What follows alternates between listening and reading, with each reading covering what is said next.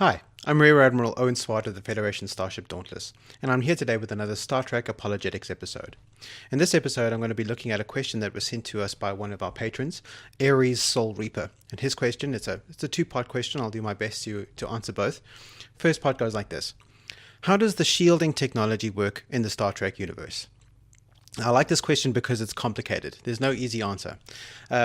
So in trying to answer it, let's go back to some high school physics, see if we can figure it out from there. So first of all, what is an energy field? So an energy field, you might remember, is a magnetic field, an electromagnetic field, or even a gravitational field. Magnets, how do they work? And I don't want to talk to a scientist. Y'all is lying and getting me. I know physics nerds out there, I know I'm vastly oversimplifying. Gravitational field isn't necessarily an energy field, but it behaves in similar ways to an energy field in ways that are relevant to our discussion here. So for the purposes of this discussion, we'll include gravity fields as if they're energy fields. So an energy field works, if you remember magnetism. You probably did magnetism in late high school, I say early high school or late primary school. You've got a magnet in the center, and then you have the magnetic field that stretches out from the magnet. The strongest part of the magnetic field is inside the magnet itself, and then it gets weaker and weaker as it goes. And it's represented in diagrams, and also if you did the iron filings experiment, it's represented by sort of concentric lines that spread out from the magnet out technically into infinity. So that's an energy field. It's a field that's made out of energy. Specifically, in the case of a magnetic field, it's made of electrons that are flowing along those magnetic lines from the north to the south pole of the magnet. Electromagnetic fields are kind of similar. Basically, an electromagnetic field is a field of light. We're sitting right here in the electromagnetic field emitted by the sun, the light streaming through the windows here. We're in that electromagnetic field. Although it doesn't have field lines in the same way that a magnetic field has, it still works in similar ways. It stretches out into infinity, and it decreases in power at power. Is that the correct term? Physics nerds, correct me in the comments below. But it decreases in power as it extends out into space according to the inverse square law. A gravitational field, it works in much the same way. It's strongest at the center of gravity, and then as it dissipates out into space, technically into infinity, it gets weaker and weaker. Again, according to the inverse square law. But not all gravitational fields are alike. Pretty much all naturally occurring gravitational fields work along those rules. But there are ways through technology that we can manipulate how electromagnetic or energy fields, how they work, the shape of the field in particular. So if we look at an electromagnetic field, we can use a technology called a laser, light emitted through the stimulated emission of radiation. What a laser allows us to do is to take an electromagnetic field that would ordinarily be stretching out in all directions simultaneously, we can focus it into one narrow direction. And the way we do that is we use a complicated little mechanism. I'm not going to go into the details about how a laser works, but what it effectively does is it lines up all of those photons, the force-carrying particles of the electromagnetic field, lines them all up into one straight line and sends them in a particular direction. Now, as far as I know, we haven't yet developed technology that allows us to manipulate magnetic or gravitational fields in a similar way, but at least we can do it with one kind of energy field. Perhaps it might make sense that we might be able to do a similar sort of thing with other kinds of energy fields. And that's the technology that we're talking about here. So now that we're moving on to out of the real physics into the Star Trek physics, let me define what shields are in the Star Trek universe. They're often referred to by multiple different names, whether it's just shields, energy shields, force fields, deflector screens. These, as far as we can tell, are just different terms for the same basic technology. It's when you have what's something like an invisible bubble around your ship that protects it from incoming weapons, from torpedoes, from phasers, from asteroids. Anything that would ordinarily just bump onto the hull of the ship is deflected by the shields. Now it's a separate technology from the navigational deflector, which we talked about in the last episode. The navigational deflector is kind of like a snowplow that nudges things gently out of the way.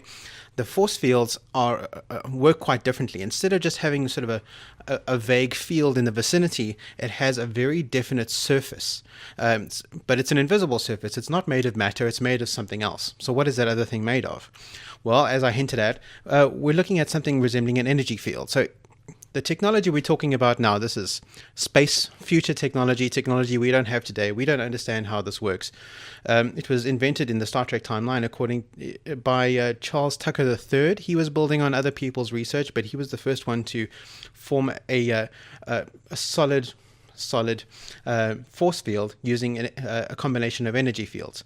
Now, we don't know how he did that. Obviously, if we knew how, we'd be able to do it ourselves. But he created this force field, which was like an invisible, intangible wall, but it was nonetheless solid. You couldn't put your hand through it. You couldn't fire a laser through it. He was able to create one of these walls inside the ship, the Enterprise, the NX-01, in order to contain an alien that was taking over the ship. What Starfleet have been able to do, and not only Starfleet but various other spacefaring civilizations in the Star Trek universe, what they've been able to do is take that same core idea and expand it massively. They're able to develop these force fields that not only cover small areas inside your ship, but can form a bubble around the entire ship. They can shape it, they can manipulate it and mold it into whatever shape and distance they want.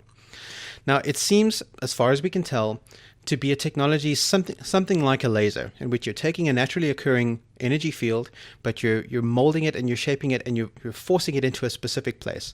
In a laser, it's called collimating, because you're creating a column of these photons. You can think of this as kind of like a columnated magnetic field, where it's taken all those field lines from the electromagnet that's generated on the ship. All of those field lines, instead of having the strongest point of the magnetic field in the center of the thing, they move that strongest point out to a distance. Let's call it 20, 30, 50 meters away from the ship. And then instead of just being a point, it becomes something like a sphere, an oblate spheroid, something like that. And then they collapse all of those field lines. So instead of stretching out into infinity like it would normally do, they're all condensed into one point. So what happens is, when you have a charged particle coming in, now again going back to normal science, the Earth has a magnetic field which works kind of like a force field that protects us from solar radiation. When charged particles are emitted by the sun, when they're heading towards the Earth, they eventually will hit the Earth's magnetic field, and the charge interacts with the charge of the Earth's magnetic field, and it gets deflected. It then slides down the Earth's magnetic field to one of the magnetic poles, and that's where the aurora come from. Aurora borealis in the north and aurora australis in the south. The force field works in a similar way, but what's interesting about the way that Starfleet have developed these force fields, these shields, is that doesn't appear to be a north or a south pole. When the charged particles hit the field, they don't slide down onto the ship at some point. They just seem to dissipate across the ship. Some of them will just reflect back directly off the field, because it's a lot more solid than a naturally occurring magnetic field would be. Sometimes it dissipates over the surface of the field. You can see this in the visual effects sometimes. When a phaser blast hits a force field, the energy just kind of spreads over the bubble, and then the bubble becomes visible for a second or two. It kind of glows, and once the energy is dissipated, the glow goes away. And when it comes to solid objects, it seems to work in a similar way. Sometimes the objects will bounce off, sometimes they'll explode on impact, but it seems to be a way that the ship is able to dissipate the energy that's coming in over a larger surface and then re-radiate it back into space. Some of the energy does make it through onto the ship and into the shield generators themselves. The shield generators will become overloaded during the course of a lengthy firefight. They'll take damage and eventually they'll go offline.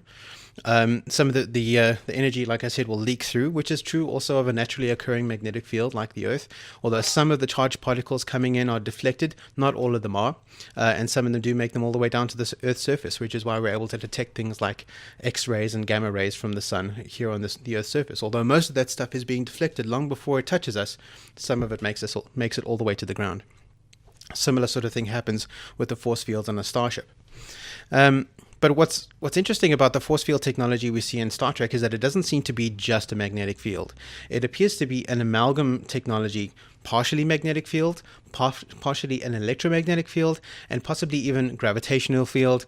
And I'm going to go out on a limb here and assume that there are probably other forms of exotic energy fields that we don't know, that aren't known to 21st century science, that are known to 22nd and onward science, that they were able to incorporate into this sort of amalgam collimated energy field.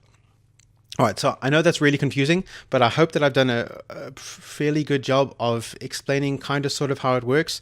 The answer, the short answer is it works very well, thank you. The long answer is what I just gave. It's kind of sort of half based on real science and half based on imaginary science, but it's not crazy. And that's a theme that we see mostly through Star Trek technology. Although it's beyond what we can do today, and it always has at least a nugget, a root in science that we would recognize, and technology that we would recognize. But there's a second part to Airy Soul Reaper's question, and it goes like this. How does the shielding tech in Star Trek set it apart from other shields, like in Star Wars? Now, that's an interesting question because, frankly, I haven't been able to find a good answer to that. Now, it's important to note that the one important issue that sets Star Trek apart from Star Wars is that Star Trek is science fiction and Star Wars is fantasy. Now, you can argue that science fiction is a subset of fantasy, and then it's not really that much of a distinction, but it is kind of important when you consider that when Star Trek being science fiction is all about, as I mentioned, it's about taking the technology and the science and the world that we know now and projecting it off into a different direction, into the future, into the past, into parallel worlds. In Star Trek's case, it's kind of all of the above. With fantasy, it's less about projecting our current world into other situations, and it's more about coming up with worlds that don't exist. So the Star Wars universe is just fantasy. I mean, let's face it, there's magic in the Star Wars universe. That's what the Force is, right? That's not to denigrate Star Wars. I love Star Wars just almost as much as I love Star Trek, but it's a very different thing. That said, a lot of people had tried to figure out over the years the science of Star Wars, how these things might work. Multiple books have been published on the subject, but I don't own most of those books, and my research online has been able to find virtually nothing on how the shields in the Star Wars universe work.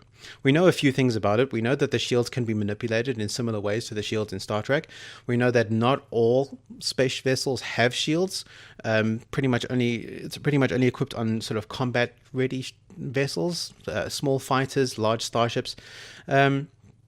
It seems to be as versatile a technology as it is in Star Trek. I mean, they have this other separate thing called ray shields, which is somehow different to regular shields. It's not really clear how all of that stuff works. They have very distinctive visual effects. When you're looking on the screen, you can tell the difference between ray shields and normal shields. But in terms of how they're different regarding the technology of what underlies it, we don't really know. As far as I can tell, there isn't a good answer to how shields work in Star Wars. Based on the visual effects, it looks kind of sort of like they probably work in pretty much the same way. I think it's safe to assume that the idea of shields is something that was borrowed from Star Trek and maybe from other similar science fiction series that we've seen over the years. It was borrowed from Star Trek and then just implemented as a kind of visual shorthand. This is a thing that happens in space. Space vessels need shields. There you go. Now, while I'm talking about it, space vessels needing shields, this isn't actually necessarily science fiction. Well, it is science fiction for now, but the concept of shield is making its way into science fact. When we're talking about space vessels that need to travel out long distances, when you're just traveling around in Earth orbit, you're still protected pretty much by Earth's magnetic field. Your average astronaut up on the International Space Station might be getting a slightly higher dose than X-rays than those of us down here on the surface. But for the most part, the Earth's magnetic field is still protecting them from most of the sun's dangerous radiation. Back in the 60s, the guys that were traveling to the moon, they were moving further and further out of Earth's magnetic field.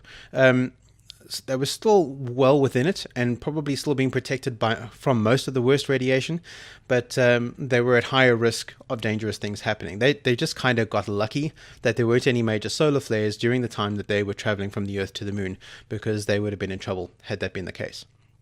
But when we're talking about traveling further into space, sending manned missions to Mars and the asteroid belt and further, the idea of protecting people from the solar radiation becomes a much larger concern, because they're traveling well beyond the safe limits of Earth's magnetic field, and they need something to protect them from this radiation.